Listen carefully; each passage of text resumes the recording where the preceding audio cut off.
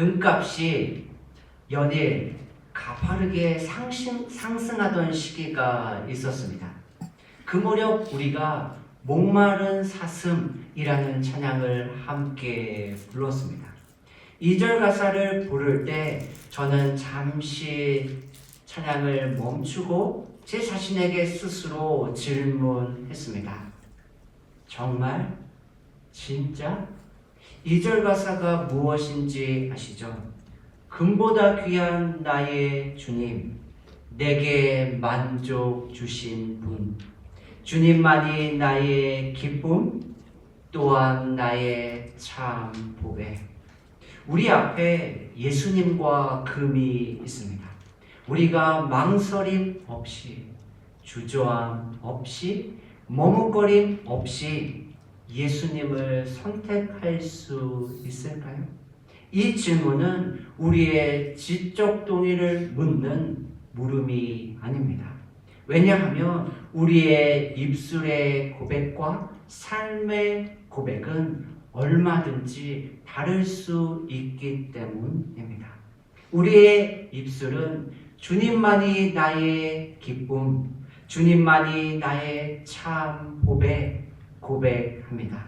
그러나 우리의 실제 삶은 금의 능력을 믿고 신뢰하는 방향으로 조금 더 기울어져 있지는 않은가요? 그리고 이것이 저와 여러분 우리 모두의 솔직하고 정직한 삶의 모습 아닐까요? 참된 그리스도인이라면 믿음의 길을 걷고 싶어 합니다. 참된 그리스도인이라면 고통 가운데 평안을 누리고 어려운 상황에서도 감사하며 마침내 승리를 선포하는 삶을 소망합니다. 그런데 우리의 소망과 실제 삶의 거리가 너무 멀게 느껴질 때가 있습니다. 그 이유가 무엇일까요? 우리 안에 있는 여러 가지 모습의 두려움 때문 아닐까요? 고린도후서 4장 16절입니다. 우리 함께 믿음으로 고백하기 원합니다. 우리 함께 믿음으로 고백하겠습니다. 그러므로 우리가 낙심하지 아니하노니 우리의 겉사람은 낡아지나 우리의 속사람은 날로 새로워지도다. 아멘. 오늘 말씀을 함께 나누며 우리 모두 진리 되신 예수님으로 말미암아 나의 모든 두려움으로부터 자유롭게 되기를 소망합니다. 그래서 나이, 건강, 상황, 환경에 갇힌 삶이 아니라 매일 새롭게 하시는 예수님의 은혜와 하나님의 사랑 그리고 성령의 능력 부어 주심이 매일 우리의 삶에 부어지시기를 예수님의 이름으로 축복합니다. 오늘 말씀의 분위기는 조금 무겁고 어둡습니다. 대부분의 사람들은 위기 앞에서 하나님께 살려달라고 기도합니다. 그러나 오늘 본문의 엘리야는 정반대로 기도합니다. 엘리야는 하나님께 자신을 죽여달라고 기도합니다. 열왕기상 19장 4절입니다. 자기 자신은 광야로 들어가 하룻길쯤 가서 한 로뎀나무 아래에 앉아서 자기가 죽기를 원하여 이르되 여호와여 넉넉하오니 지금 내 생명을 거두시옵소서. 왜 엘리야는 하나님께 이렇게 기도할까요? 열왕기상 19장 2절입니다. 이세벨이 사신을 엘리야에게 보내어 이르되 내가 내일 이맘때에는 반드시 내 생명을 저 사람들 중 한 사람의 생명과 같게 하리라. 이세벨이 자신을 죽이겠다고 신하들에게 말합니다. 그리고 엘리야가 그 이야기를 듣습니다. 열왕기상 19장 2절입니다. 그렇게 하지 아니하며 신들이 내게 벌 위에 벌을 내림이 마땅하니라 한지라. 한 걸음 더 나아가 이세벨은 만약 자신이 엘리야를 죽이지 못하면 스스로 저주를 받겠다고 선언합니다. 반드시 엘리야를 죽이고 말겠다는 이세벨의 강력한 의지가 담겨 있는 표현입니다. 이런 위협 앞에서 엘리야가 겁을 먹고 도망을 갑니다. 그럼 왜 이세벨은 엘리야를 죽이려고 할까요? 열왕기상 19장 1절입니다. 아합이 엘리야가 행한 모든 일과 그가 어떻게 모든 선지자를 칼로 죽였는지를 이세벨에게 말하니, 열왕기상 19장 1절은 아합 왕이 이세벨에게 엘리야가 행한 모든 일을 말하며 시작합니다. 엘리야가 행한 모든 일이 무엇입니까? 바로 갈멜산에서 살아계신 하나님과 거짓 바알 선지자와의 대결입니다. 엘리야는 12개의 항아리에 물을 가득 채워 제단 위에 붓습니다. 그래서 엘리야는 도랑까지 물을 가득 채워서 불가능한 조건을 만듭니다. 그러나 여호와의 불이 하늘에서 내려와 번제물은 물론 물과 흙과 돌 모든 것을 태워버립니다. 하나님께서는 엘리야에게 완벽한 승리를 선물하십니다. 그리고 하나님은 자신이 유일한 참 하나님이심을 온 세상에 스스로 드러내십니다. 이것이 1절에서 말한 모든 일입니다. 엘리야가 하나님의 크신 일을 경험합니다. 그럼에도 엘리야는 깊은 절망에 빠져 있습니다. 그 이유가 무엇입니까? 오늘 본문은 그 원인을 엘리야의 시선에서 찾고 있습니다. 열왕기상 19장 3절입니다. 그가 이 형편을 보고, 열왕기상 18장 36절, 37절 말씀과 비교해 볼까요?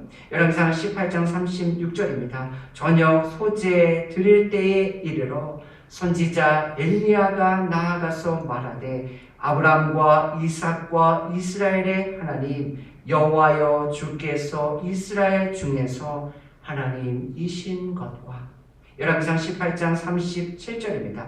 여호와여 내게 응답하옵소서, 내게 응답하옵소서. 이 백성에게 주 여호와는 하나님이신 것과, 엘리야의 시선의 차이가 보이시나요? 엘리야는 갈멜산에서 거짓 바알 선지자들과 대결합니다. 그곳에서 엘리야의 시선은 하나님께 고정됩니다. 그러나 그의 시선이 자신의 상황과 형편 그리고 처지로 옮겨집니다. 엘리야는 여전히 두 눈으로 바라봅니다. 그러나 그의 눈이 머무는 곳은 다릅니다. 엘리야는 전능하신 하나님을 바라보던 눈에서 이세벨과 자신의 형편을 바라봅니다. 그 결과 엘리야는 승리의 확신을 잃어버리고 깊은 두려움과 절망 가운데 빠지고 맙니다. 우리의 삶도 이와 비슷합니다. 학생들이 열심히 공부합니다. 그 모습을 지켜보는 청년들은 그때가 좋을 때야 말합니다. 청년들이 직장에서 최선을 다해서 일합니다. 그들을 바라보는 장년들은 그 시절이 참 좋을 때지 말합니다. 가족을 돌보며 성실히 살아가는 장년들이 있습니다. 그 모습을 지켜보며 노인들은 참 좋은 시절이다 말합니다.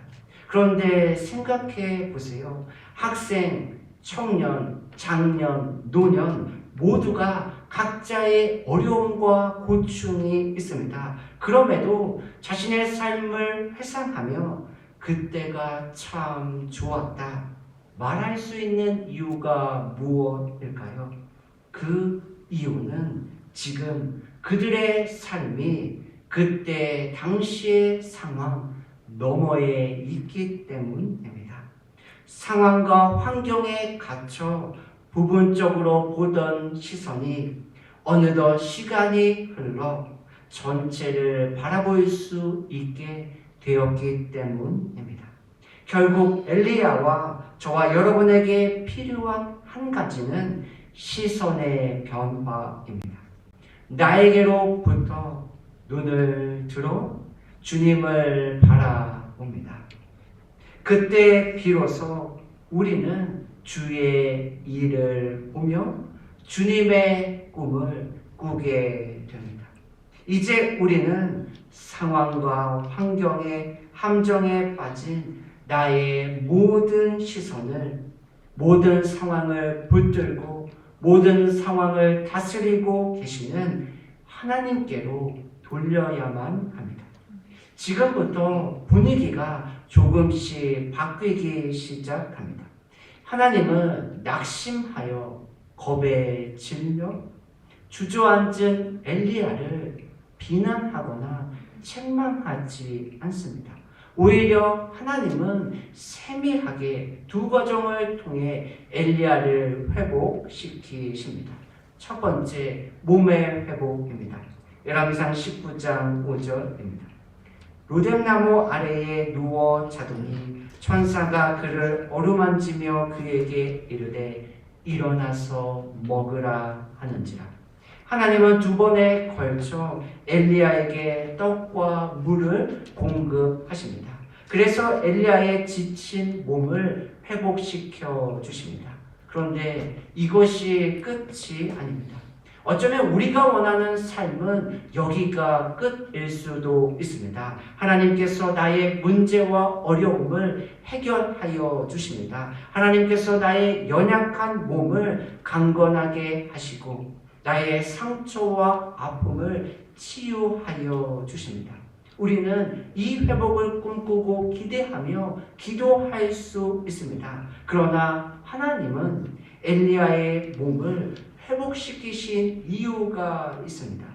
두 번째, 장소의 이동입니다. 열왕기상 19장 8절입니다. 이에 일어나 먹고 마시고 그 음식물의 힘을 의지하여 40주 40야를 가서 하나님의 산 호렙에 이르니라. 하나님께서 엘리야를 하나님의 산 호렙으로 부르십니다.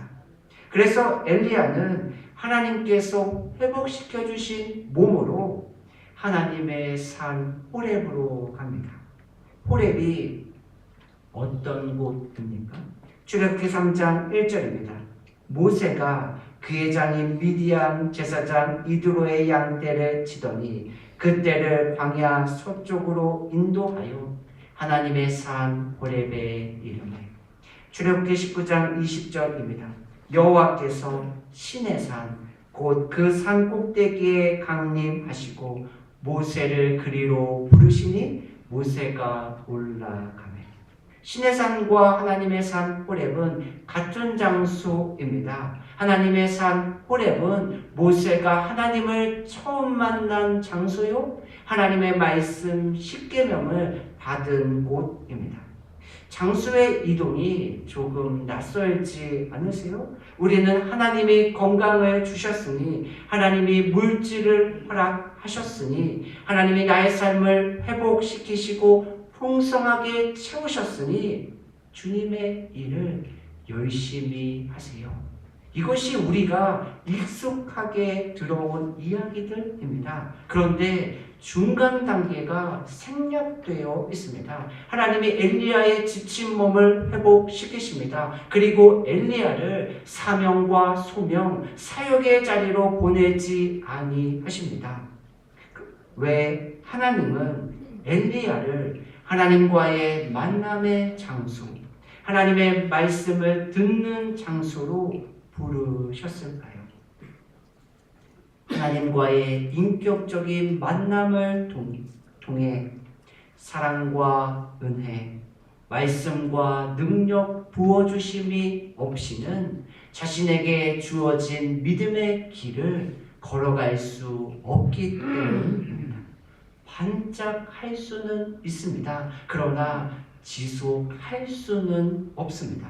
시간이 지나면 자신의 이익과 맞닿는 선택의 순간이 찾아오면 자신들이 예수님을 믿고 따르는 이유, 자신들의 섬김의 동기의 목적과 이유가 하나도 빠짐없이 그대로 드러납니다.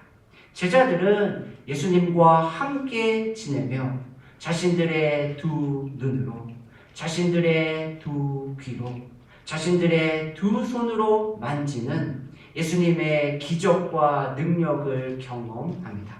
그럼에도 제자들은 예수님의 십자가의 죽으심 앞에서 그들의 선택은 도망입니다. 나의 문제가 해결되고 있나요? 나의 삶이 풍성하게 채워지고 있습니까? 그때 우리는 말씀의 자리, 예배의 자리, 기도의 자리, 하나님과의 만남의 자리로 나아가야만 합니다. 왜냐하면 그 자리가 우리로 하여금 믿음의 길을 걷게 하기 때문입니다. 이제 하나님께서 엘리야의 몸의 회복과 장수의 이동을 통해 엘리야에게 궁극적으로 원하시는 목적이 남아 있습니다. 열왕기상 19장 7절입니다. 여호와의 천사가 또다시 와서 어루만지며 이르되 일어나 먹으라. 내 갈 길을 다 가지 못할까 하노라 하는지라. 하나님은 주님의 천사를 통해 엘리야를 회복시키시며 아직 가야 할 길이 남아 있음을 말씀하십니다. 왜냐하면 엘리야만이 할 수 있고 엘리야만이 해야 하는 소망의 삶이 그를 기다리고 있기 때문입니다. 하나님께서 우리의 육신의 장막을 지켜주시고 말씀과 기도의 자리로 불러주신 이유가 있습니다. 이 땅에서 나만이 감당해야 하고 감당할 수 있는 청지기의 삶이 남아있기 때문입니다. 아직 나의 삶을 하나님께 드릴 기회는 사라지지 않고 남아 있습니다. 주사위는 이미 던져졌습니다. 이제 선택은 저와 여러분의 몫입니다. 하지만 내 삶의 끝자락에서 내 삶을 돌아보았을 때에 어떤 것을 후회하시겠습니까?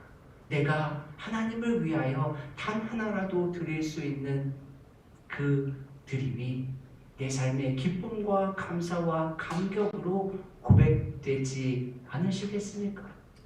청년이 학생들을 바라보며 그때가 좋았지. 장년이 청년의 삶을 돌아보며 그때가 좋았지. 어르신들이 젊은이들을 보며 그때가 참 행복할 때야.